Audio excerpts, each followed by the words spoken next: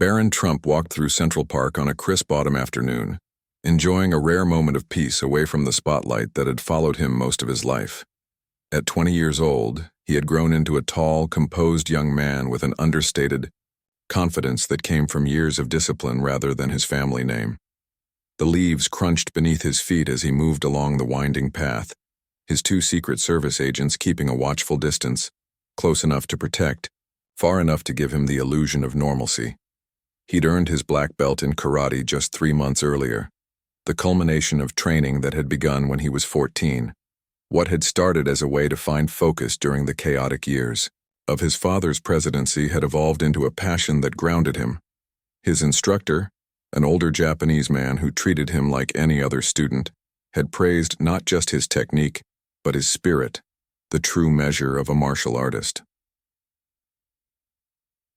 The retail afternoon sun filtered through the trees as Barron paused to take in the scene around him. Families playing frisbee, couples on benches, and the distant hum of the city created a peaceful backdrop. He took a deep breath, appreciating these moments of anonymity. Despite his height making him easy to recognize, most New Yorkers respected his privacy, a courtesy he never took for granted. His thoughts were interrupted by the rumble of motorcycles. Near a clearing up ahead, a group of bikers had parked their rides, gleaming machines with chrome that caught the sunlight. There were 5 of them, wearing leather jackets covered in patches and insignia. They were laughing loudly, sharing stories over cans of beer, seemingly unbothered by park regulations. Barron continued his walk, planning to pass by them without interaction. His Secret Service agents, Mike and Trish, subtly adjusted their positions, moving slightly closer without being obvious. It was a dance they'd perfected over years, present but unobtrusive. As he approached, one of the bikers, a heavily tattooed man with a gray-streaked beard, glanced up. His eyes narrowed as he took in Barron's tall frame. "Hey, watch where you're walking," the man called out, his voice carrying an edge that didn't match the minor offense of Barron walking nearby. "These are expensive machines." Barron hadn't been particularly close to their motorcycles, but he nodded politely. "No problem. Just passing through." Something about his voice, perhaps the measured tone or hint of his father's New York accent, caused another biker to look up more carefully. This one was younger, with a shaved head and arms covered in tattoo sleeves. "Hold up," he said, rising from his seat on a nearby bench. "I know you." The other bikers turned their attention to Barron now. He could feel Mike and Trish tensing, ready to intervene. Barron gave them the subtle hand signal they'd established years ago, a slight downward movement that meant, "Wait." "You're the Trump kid, aren't you?" the bald biker said, walking closer. "The tall one." Barron didn't deny it. "I'm Barron," he said simply. The atmosphere shifted immediately. The leader with the gray-streaked beard stood up, his expression hardening. "Well, well. Didn't expect to run into political royalty in our humble corner of the park." The sarcasm was thick, and Barron recognized the potential for trouble. But years of living under public scrutiny had taught him to stay calm in tense situations, and his martial arts training had only reinforced that lesson. "Just out for a walk like everyone else," Barron replied evenly. A third biker joined his friends, this one older with a weathered face and a leather vest covered in military patches. "Your daddy's got a lot to answer for," he said, his voice carrying years of grievances. "I'm not here to talk politics," Barron said, his voice remaining steady. He noticed other parkgoers beginning to notice the confrontation, some slowing their walks to watch, others hurrying away. A young woman nearby had taken out her phone, probably recording. The leader stepped closer, now just a few feet from Barron. At 6'7", Barron towered over him, but the biker's broad shoulders and intimidating presence made up for the height difference. "Maybe we don't want to just talk," the leader said, lowering his voice. "Maybe we want to send a message." Mike started to move forward, his hand inside his jacket, but Barron's calm voice stopped him. "It's okay." The biker with military patches looked from Barron to the Secret Service agents. "Your bodyguards can't always protect you," he said. "What happens when you're alone?" Barron felt a familiar feeling wash over him, the centered calmness that came before sparring matches. His instructor called it entering the quiet garden, that mental space where distractions fell away and only awareness remained. "I'm never looking for trouble," Barron said, his blue eyes steady. "But I can handle myself." The youngest biker laughed. "Hear that, Tony? Rich boy thinks he can handle himself." The leader, Tony, circled slightly to Barron's left. Whether intentional or not, it was a classic flanking move. Barron adjusted his stance subtly, feet positioned in a way that would allow him to move quickly if needed, weight balanced perfectly. "You know what?" Tony said. "I don't think you've ever had to handle anything yourself. Born with a silver spoon, never had to fight for anything." A small crowd had gathered now, keeping their distance but watching the drama unfold. Barron noticed a park security guard in the distance, speaking into his radio.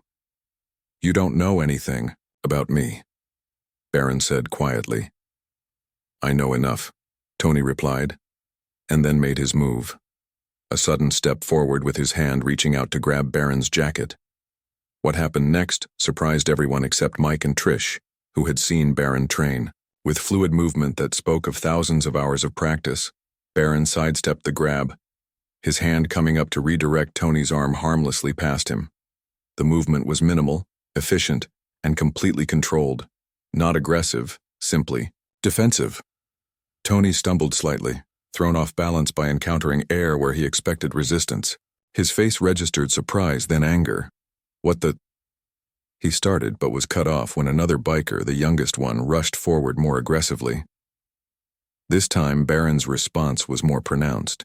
He pivoted smoothly, one hand deflecting the oncoming arm while the other pressed against the biker's shoulder, using the man's own momentum to guide him past.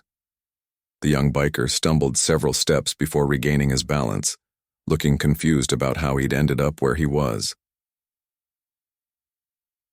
"Bro," crowd murmured. Someone applauded briefly. The oldest biker with the military patches hadn't moved. His eyes narrowed as he studied Barron's stance. "Boys," he said to his friends, "back off a minute." Then to Barron. "That was karate, Shotokan?" Barron nodded, surprised by the accurate assessment. "Yes, you practice." 30 years ago in the Marines," the older man said. "Never got past brown belt, but I recognize the style." He studied Barron with new interest. "How long?" 6 years, Barron answered. Tony had recovered his composure and was watching the exchange with confusion. "What are you talking about, Frank?" The older biker, Frank, gestured toward Barron. "Kid's a trained martial artist. Black belt, I'm guessing?" Barron nodded again. "Well, I'll be damned," Frank said, a reluctant respect entering his voice. "Wouldn't have figured that." The tension in the air hadn't fully dissipated, but it had transformed into something different. The youngest biker still looked angry, but Tony seemed more calculating now, reassessing the situation. "Doesn't matter if he knows some fancy moves," the young biker muttered. "There's 5 of us." "Shut up, Diesel," Frank said sharply. "And there's 2 federal agents with guns right there. Use your head." Mike and Trish remained alert but hadn't drawn weapons. They'd worked with Barron long enough to respect his ability to handle certain situations, and so far he'd kept things from escalating. Tony looked from Barron to his friends, then to the growing crowd of onlookers. Whatever message he'd hoped to send was now complicated by the unexpected revelation and the audience they'd attracted. "Didn't come here looking for trouble with karate kids," Tony finally said, trying to sound dismissive rather than retreating. "We were just having a peaceful afternoon until you wandered by." "That's all I was doing too," Barron replied. The tension in the park hung in the air like the heavy moisture before a storm. Tony, the bearded leader of the bikers, stood with his feet planted firmly, still processing that his intimidation tactics had fallen flat.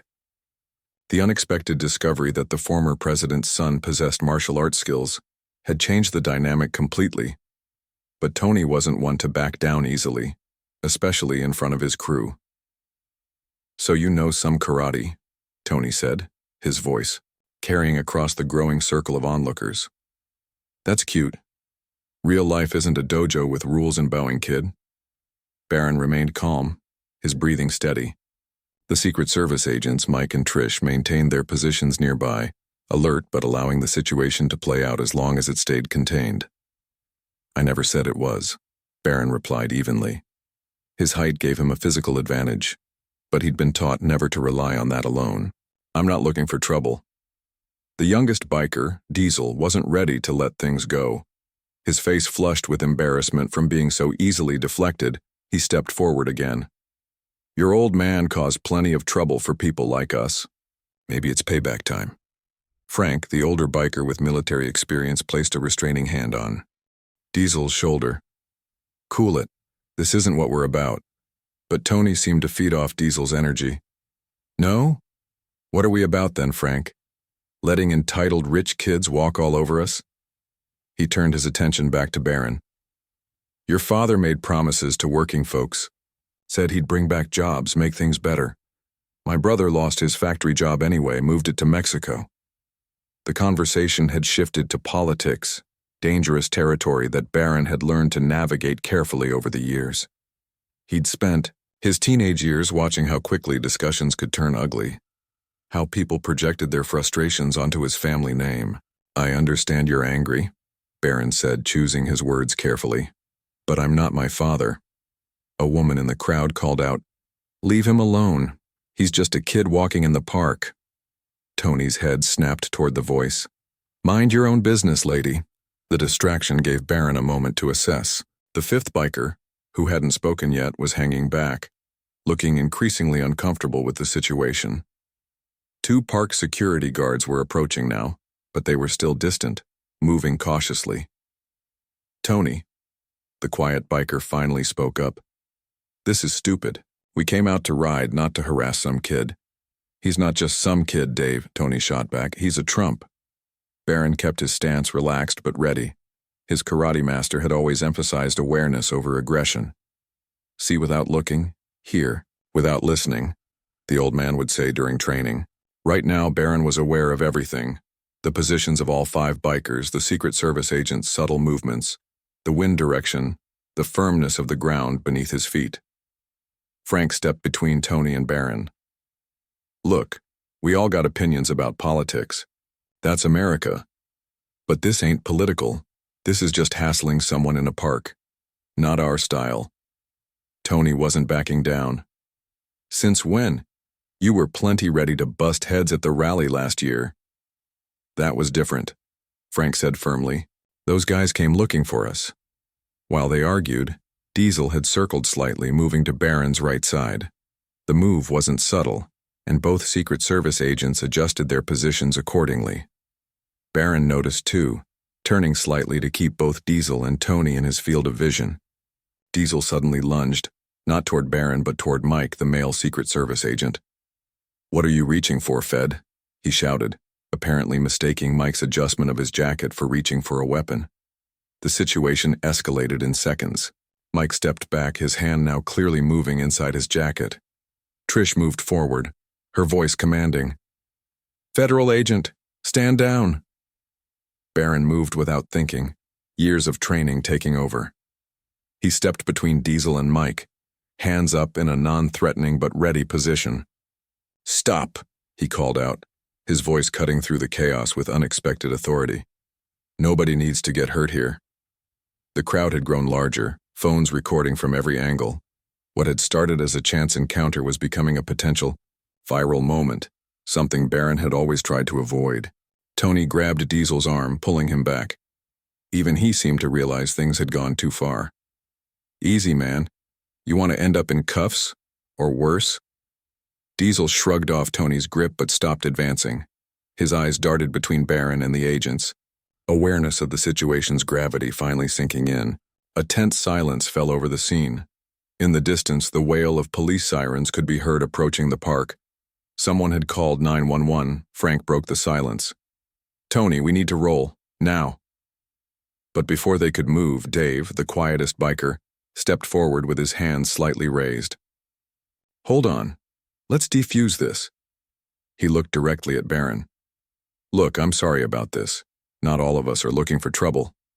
Barron nodded acknowledgement. "I believe you."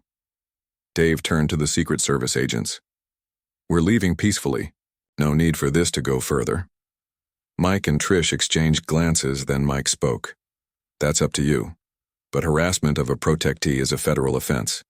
Worth remembering. The older biker, Frank, stepped closer to Barron, maintaining a respectful distance. Your karate teacher, they're good. That first move was textbook perfect. Despite the circumstances, there was genuine respect in his voice. I trained under Master Tanaka in Okinawa during my service days. The unexpected comment created a strange moment of connection. My sensei trained in Okinawa too, Barron replied. Master Hiroshi. Frank's eyes widened slightly. Hiroshi? Small world. He trained with Tanaka. He studied Barron with new interest. The real deal, then. Tony watched this exchange with obvious frustration. What is this, a martial arts convention? Frank, are you seriously making friends right now? The sound of the police sirens grew louder. 2 NYPD cruisers had pulled up to the park entrance. We should go, Dave urged. Tony, man, let's just walk away. But Tony seemed torn between his anger and the reality of the situation. His eyes locked with Barron's. Your daddy might be out of office, but people haven't forgotten. There's plenty who still got bones to pick. I'm not responsible for my father's actions or policies, Barron said quietly. I'm just trying to live my life, same as you. Something in the simple honesty of the statement seemed to reach Tony. His shoulders dropped slightly, the aggressive posture easing. Yeah, well, he muttered. Must be nice to do it with bodyguards and millions in the bank. Frank put a hand on Tony's shoulder. Come on. Cops are here. The crowd parted as 2 police officers jogged toward the scene. Trish stepped forward to intercept them, badge already in hand. Tony gave Barron one last look, a complex mixture of emotions playing across his face. Your moves are decent, kid, but the real world isn't as clean as those karate tournaments. I know, Barron replied. That's not why I train. Tony nodded slowly, seeming to understand something that went beyond words. Then he turned to his crew. Let's ride. As the bikers began to move toward their motorcycles, Diesel lingered, still fuming. This isn't over, he muttered, just loud enough for Barron to hear. Frank cuffed him lightly on the back of the head. It is over. Grow up. The police officers conferred briefly with the Secret Service agents. One approached Barron. You okay, sir? Do you want to file a report? Barron considered the question. Filing a report would mean official documentation, possible charges, and inevitably, media attention. More unwanted spotlight on both himself and, by extension, his family. No, he decided. No report necessary. It was just a misunderstanding. The officer looked skeptical but nodded. If you change your mind, we can always follow up. As the bikers mounted their motorcycles, Frank paused, looking back at Barron. There was a moment of silent acknowledgement between them, one martial artist to another, transcending the political divisions that had triggered the confrontation. The bikes roared to life, the sound echoing through the park as they pulled away. The crowd began to disperse, some still filming, others discussing what they'd witnessed. Within minutes, the clearing had returned almost to normal, as if the tense standoff had never happened. Mike approached Barron. You handled that well, he said, his professional demeanor softening slightly. But maybe let us do our job next time. Sorry, Barron said. Instinct took over. Good instincts, Trish added, joining them. But they had bad intentions, could have gone sideways fast. Barron nodded, the adrenaline finally beginning to fade from his system. Do we need to report this? Already done, Mike said, tapping his earpiece. Standard procedure, but we kept your name out of the initial call. As they resumed their walk, following a different path than originally planned, Barron reflected on the encounter.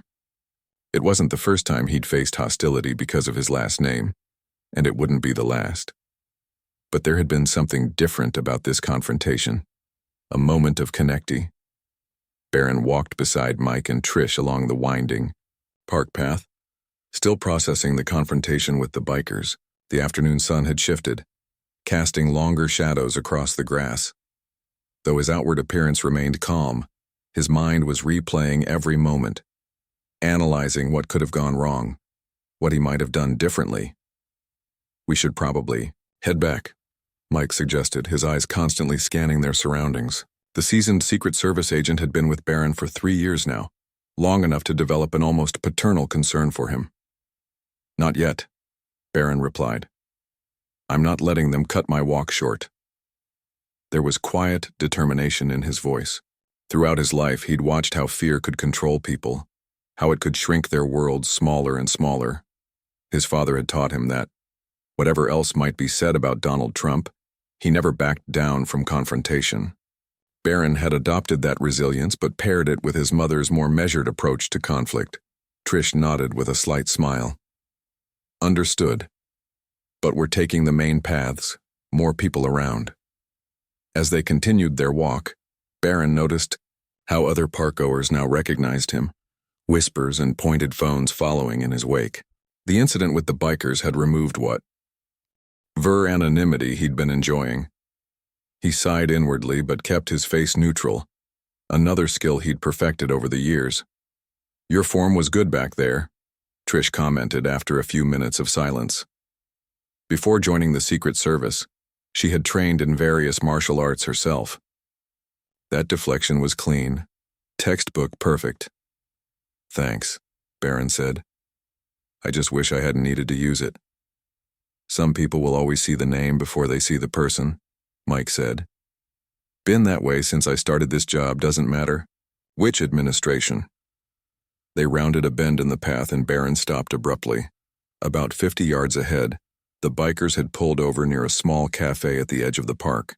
They weren't on their bikes now, but standing in a tight circle, seemingly in heated discussion. Tony was gesturing forcefully while Frank appeared to be trying to calm him down.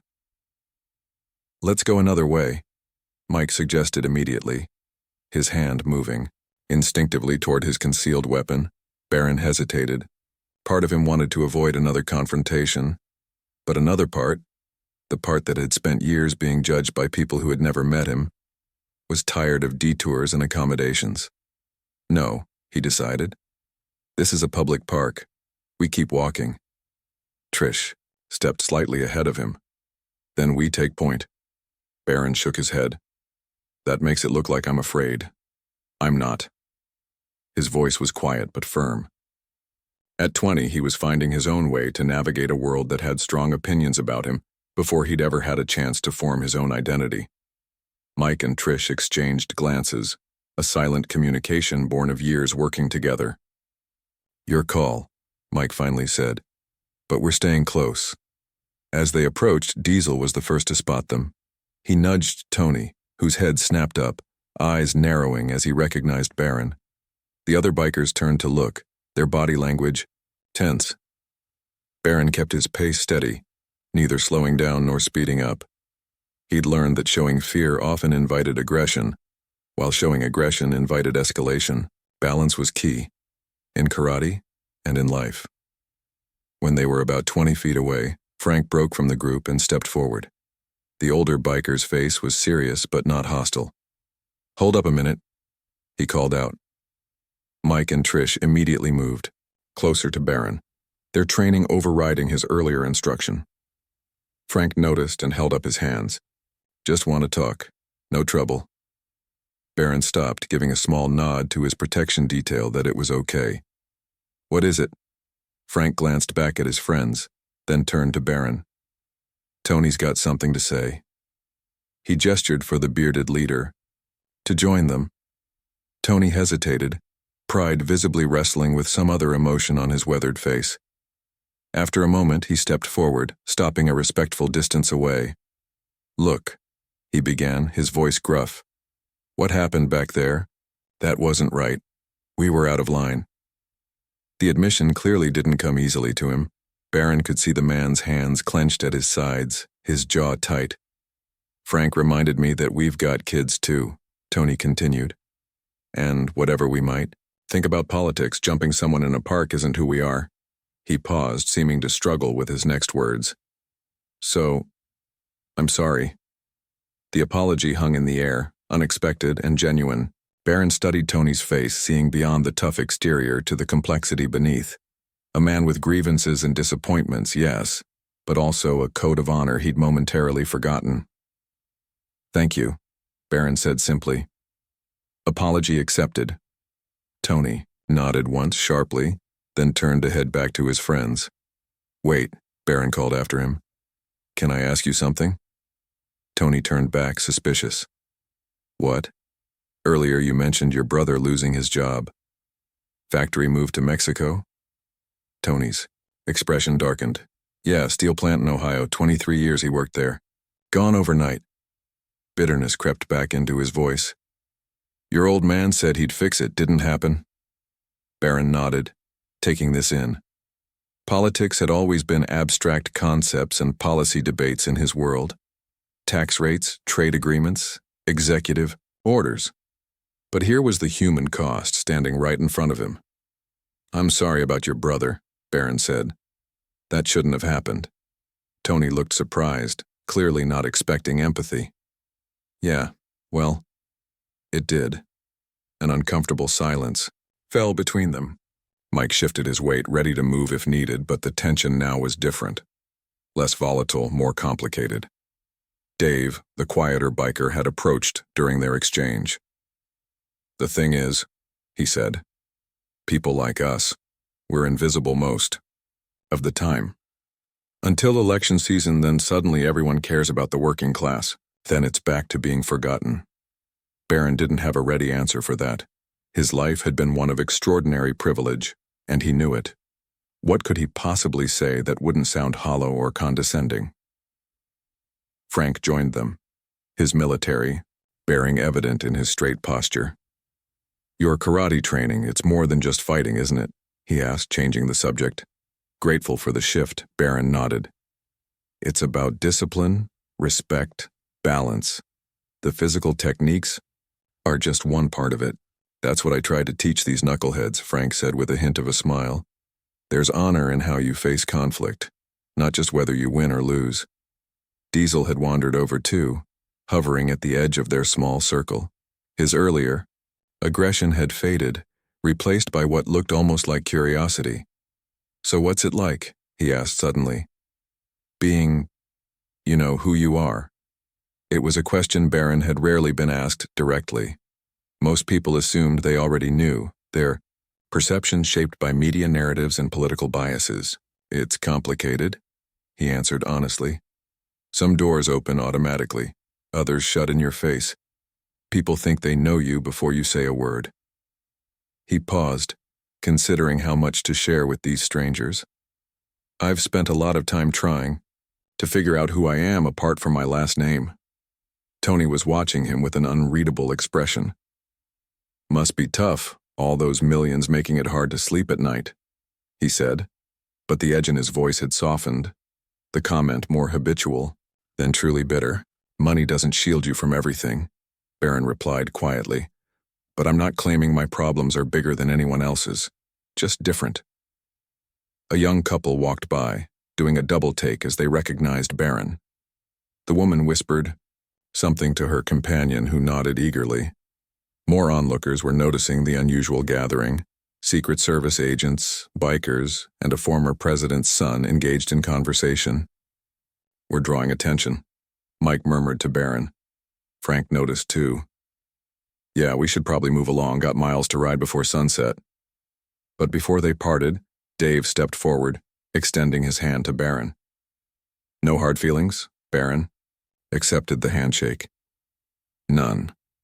One by one, the other bikers followed suit, each handshake a small bridge across divides of politics, class, and experience. Even Diesel, after a moment's hesitation, offered a brief handshake and a nod. Tony was the last. His grip was firm, his eyes direct.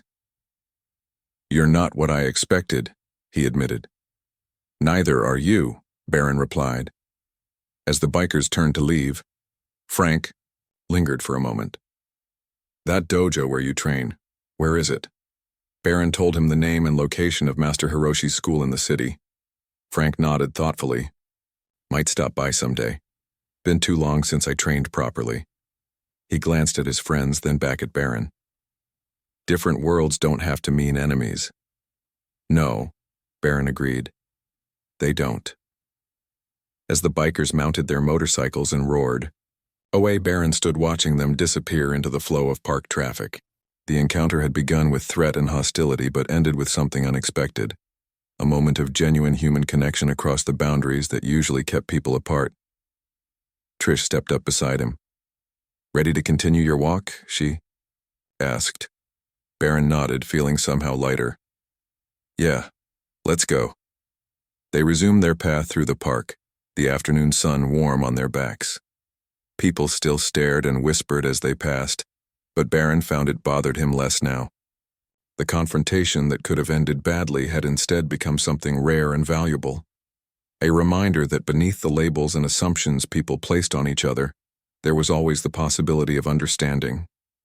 "You know," Mike said as they walked, "in 15 years with the service, I've never seen anything quite like that." "Like what?" Barron asked.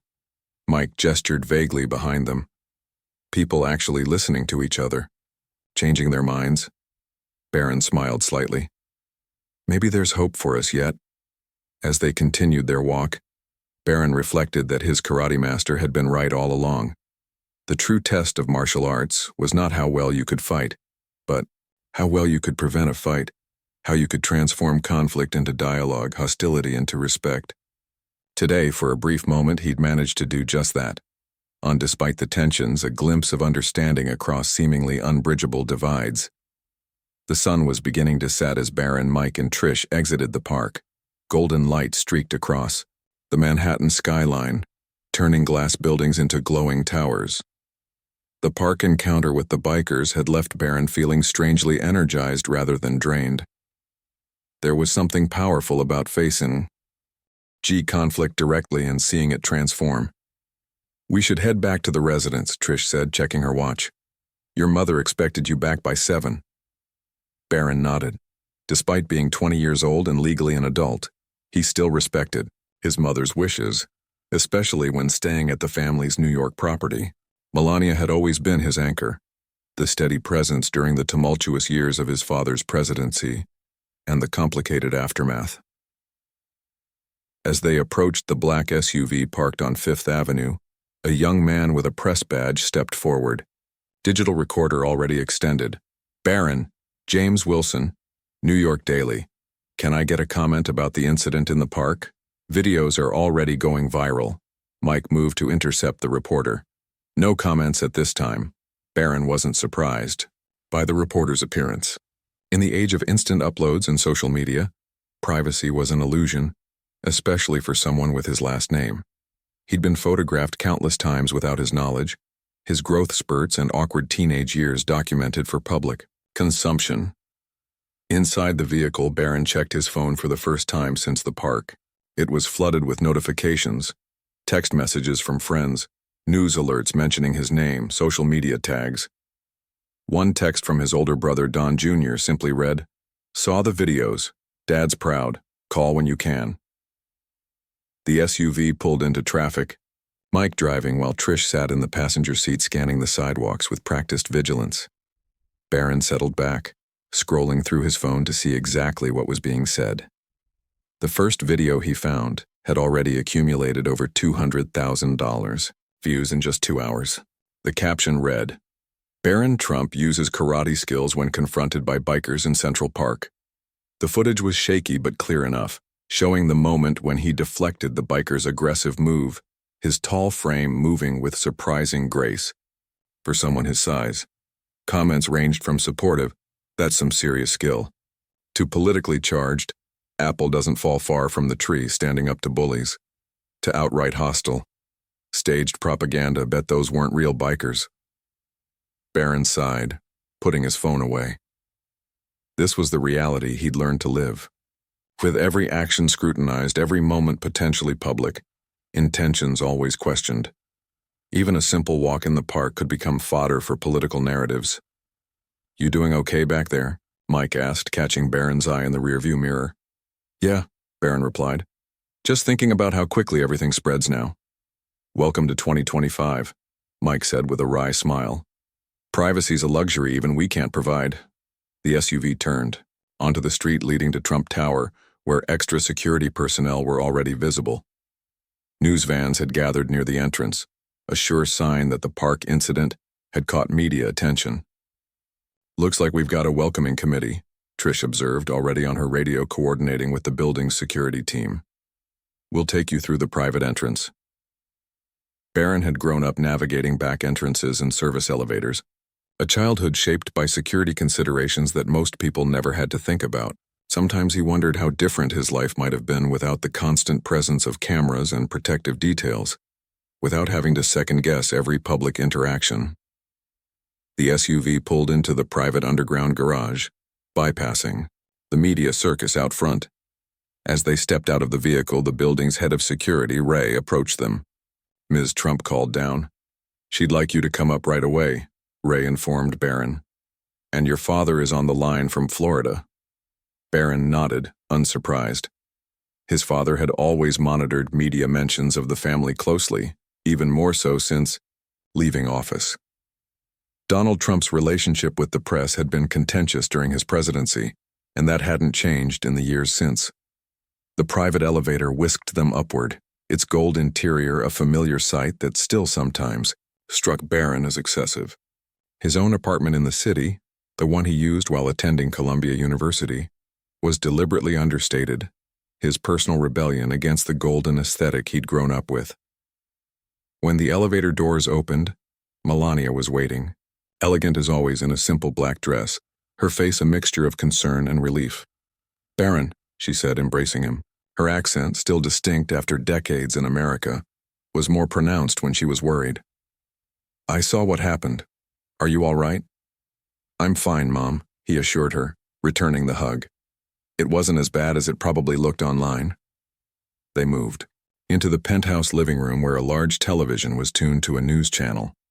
The sound was muted, but Barron could see footage of the park incident playing, his face circled in red, as if viewers might miss his towering presence.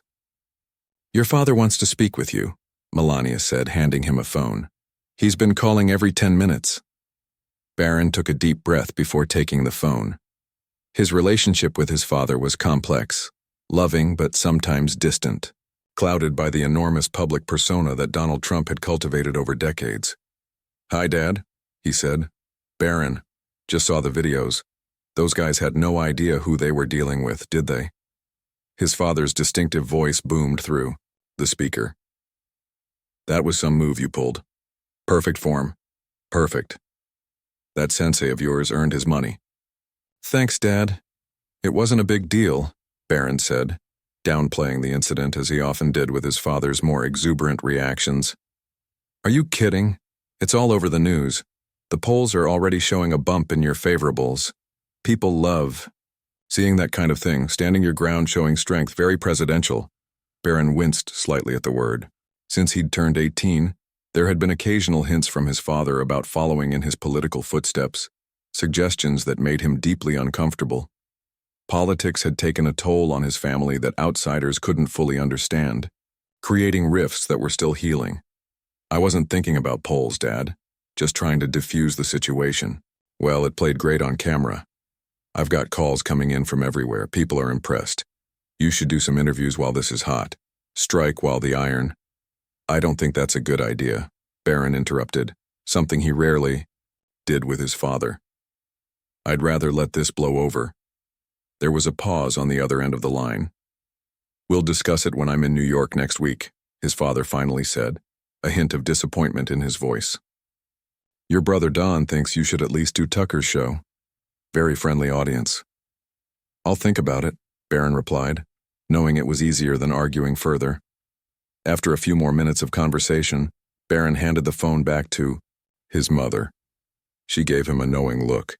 She understood his reluctance about the spotlight better than anyone. "Go change," she told him. "Dinner in 30 minutes. Your sister Tiffany is joining us." Alone in his old bedroom, now maintained as a guest room since he'd moved to his own place, Barron finally allowed himself to process the day's events fully. He sat on the edge of the bed, hands slightly trembling in the delayed reaction to the adrenaline The confrontation could have gone very differently. If he hadn't trained for years to control his responses, if the bikers had been armed, if Mike and Trish hadn't been there. His phone buzzed with another message. This one from his karate instructor, Master Hiroshi. Saw video. Good technique, but better judgment. Remember, best fight is one you avoid. The simple message made Barron smile. Master Hiroshi had been a constant in his life since he was 14, one of the few people who treated him exactly the same as any other student. In the dojo, he wasn't Barron Trump, son of a polarizing political figure. He was just another practitioner seeking to improve himself. A knock on the door interrupted his thoughts. Trish's voice came through. "Barron, there's someone in the lobby asking to see you. Says his name is Frank, that you met in the park today." Barron opened the door, surprised. "The biker? Frank's here." Trish nodded. Security checked him out. No weapons. ID confirms military service like he claimed. He's alone. "What does he want?" "Wouldn't say. Just that it was important to speak with you in person." Barron considered this unexpected development. After the park, he'd assumed that chapter was closed. What could Frank want now? Let him come up, Barron decided. But stay close. Always do, Trish replied with a professional nod. 10 minutes later, Frank stepped out of the elevator, looking distinctly out of place in the opulent Trump Tower penthouse. He'd removed his leather jacket, revealing a faded Marines t-shirt underneath, his tattooed arms now visible. His expression was uncomfortable but determined. "Thanks for seeing me," Frank said, standing stiffly in the entryway. "Nice place." "What can I do for you, Frank?" Barron asked directly. The older man seemed to gather his thoughts before speaking. "After we left the park, Tony and the boys headed to a bar. I went home, couldn't stop thinking about what happened." He paused, choosing his words carefully. "I served this country for 20 years, saw combat in 3 different conflicts, lost friends, all for an America where people could disagree without hating each other." Barron nodded, sensing there was more coming. "The way things have gotten so divided, it eats at me," Frank continued. "Today in the park, I was ready to hate you just because of your name. Then I saw how you handled yourself. Not just the fighting part, but how you listened, how you spoke to Tony about his brother." He looked directly at Barron. "It reminded me there's still decent people on all sides of this mess we're in." The sincerity in the man's voice was unmistakable. This wasn't about politics or photo ops. This was one human being reaching out to another. "I appreciate that," Barron said. "And I felt the same way. It's too easy to see labels instead of people." Frank nodded, then reached into his pocket and pulled out a small, worn object. A challenge coin with the Marine Corps emblem. "We give these to people who earn our respect," he said, extending it to Barron. "I'd like you to have it." The gesture caught Barron off guard. He accepted the coin, feeling its weight in his palm. Not just the physical weight, but the meaning behind it. "Thank you," he said quietly. "This means a lot." "There's something else," Frank said. "The video's going around. They don't show the whole story. Just the confrontation part, not the conversation after. I wanted you to know I've been getting calls from reporters offering money for the real dirt on what happened." "And?" Barron asked, tensing slightly. "And I told them to shove it," Frank replied simply. "Whatever I think about politics, I believe in honor. What happened between us stays between us." Relief washed over Barron. In a world where everything seemed for sale, where private moments became public property, Frank's integrity was refreshing. "Thank you," Barron said again, extending his hand. As they shook hands, there was mutual respect that transcended their different backgrounds, different politics, different lives. For a moment, they were just 2 Americans finding common ground. "Your country needs more young men like you," Frank said as he prepared to leave. "Remember that, whatever path you choose." A week had passed since the park incident, but Barron could still feel the weight of Frank's Marine Corps challenge coin in his pocket. He'd taken to carrying it with him, a tangible reminder that connections could form in the most unexpected places. The morning light streamed through the windows of his apartment near Columbia University, where he'd returned after spending a few days at Trump Tower with his family. The media cycle had begun to move on to newer controversies, though. His name still appeared in occasional segments about the next generation of Trumps, speculation he did his best to ignore. He'd turned down all interview requests, despite his father's persistent suggestions that he capitalize on the momentum. His phone buzzed with a text from his roommate Pete. "Dude, have you seen this?" Attached was a link to an online video titled, "The Real Story Behind the Barron Trump Karate Incident." Barron's stomach tightened. He clicked the link, expecting another partisan take on what had happened. Instead, the video opened with Tony, the bearded biker leader, sitting in what looked like a garage workshop. "I'm not doing this for politics or fame," he began, his gruff voice slightly uncomfortable with the camera. "Just want to set the record straight because there's a lot of garbage being said online." Barron sat up straighter, surprised. He hadn't expected to hear from Tony again. The video continued with Tony recounting the confrontation honestly, admitting that he and his friends had initiated the hostility. "We were wrong," he said plainly. "We judge someone based on his last name, and that's exactly the kind of thing we always complain about people doing to us." The camera shifted to include Frank, who explained how the initial confrontation had led to an actual conversation. "What you don't see in those viral clips is what happened after," he said. "We actually talked about jobs, about martial arts, about what it means to be an American when everything feels divided." Barron watched, transfixed, as Dave and even the hot-headed Diesel joined in, each adding their perspective on what had happened. They didn't sugarcoat the beginning. They acknowledged the confrontation and their part in it, but they emphasized how it had ended with mutual respect. "The kid could have had us arrested," Tony said toward the end. "Instead, he listened. Actually listened to what we had to say about factories closing and jobs disappearing. How many politicians do that these days from either side?" The video concluded, with Frank looking directly into the camera. "So before you use this story to fuel whatever side you're on, remember there's always more to people than what you first see. That goes for Barron Trump, for us, and probably for you too." As the video ended, Barron sat in silence, processing what he'd just watched. In a media landscape where everything became ammunition for one side or the other, these men had chosen a different path. His phone rang. Master Hiroshi calling for their weekly check-in since Barron had missed Tuesday's training session. "Have you seen it?" Barron asked after greeting his instructor. "The biker's video?" "Yes," Master Hiroshi replied. His voice, though aged, carried the same calm authority it had when Barron first began training with him. "They showed courage of a different kind." "I didn't expect that from them," Barron admitted. "People surprise you when you give them the chance," Master Hiroshi said. "That is what I have tried to teach you all these years. True strength comes from understanding, not from force." After they spoke about rescheduling his missed session, Barron hung up and checked the video's metrics. It had only been online for a few hours but already had over 50,000 views. Modest by viral standards but significant for a video from unknown creators. The comments section reflected the divided nature of American discourse.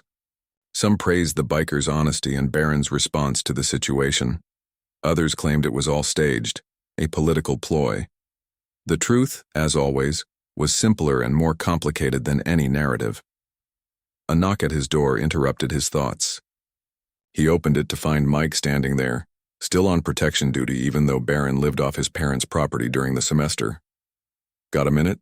Mike asked. "Sure." Barron stepped aside to let him in. Though the Secret Service maintained a professional distance, Mike had been with him long enough that their relationship had developed a certain comfortable familiarity. "Just got word from the advance team," Mike said once they were inside. "Your father's coming to New York tomorrow, not next week. Wanted to give you a heads up." Barron nodded, understanding the implications. His father rarely changed schedules unless there was an opportunity to be seized or a crisis to be managed.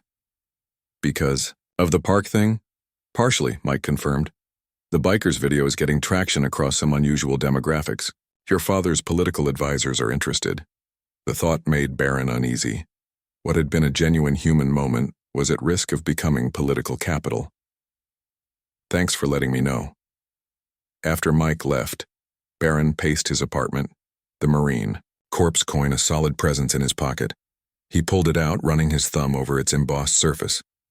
What would Frank think if the encounter became just another campaign anecdote? Barron made a decision. He pulled out his phone and, after a moment's hesitation, called his father directly. Donald Trump answered on the second ring, his voice boisterous as always. Barron, just the man I wanted to talk to. Have you seen the numbers on that biker video? Very impressive, very impressive. We could really use this. I'm thinking, Dad, Barron interrupted, something he rarely did. That's actually why I'm calling. I'd like to talk to you about that before you come to New York. There was a brief pause on the other end. Go ahead, son. Barron took a deep breath. I don't want this turned into a political thing. Those guys put themselves out there being honest about what happened. If we use that for political gain, it undermines everything about that moment. Barron, this is how the game works. His father replied, his tone shifting to the one he used for business negotiations. They've created an opportunity. Smart move on their part, very smart. We'd be foolish not to. It wasn't a move, Dad, Barron said firmly. That's what I'm trying to tell you. It was real. Probably one of the most real interactions I've had with strangers in years. I don't want to cheapen that. Another pause, longer this time. Despite his public persona, Donald Trump had always listened to his youngest son in a way he sometimes didn't with others. You feel strongly about this, his father finally said. It wasn't a question. I do, Barron confirmed. All right, Donald said after a moment. We'll discuss it when I'm in town. No decisions until then. It wasn't a complete concession, but it was a start. After ending the call, Barron felt restless. He needed to clear his head, and lately that meant only one thing. He changed into his GI, the white karate uniform still crisp despite years of training, and headed to Master Hiroshi's dojo downtown. The familiar scent of the training hall. Wood floors polished by countless bare feet. The subtle incense Master Hiroshi sometimes burned, greeted him as he entered.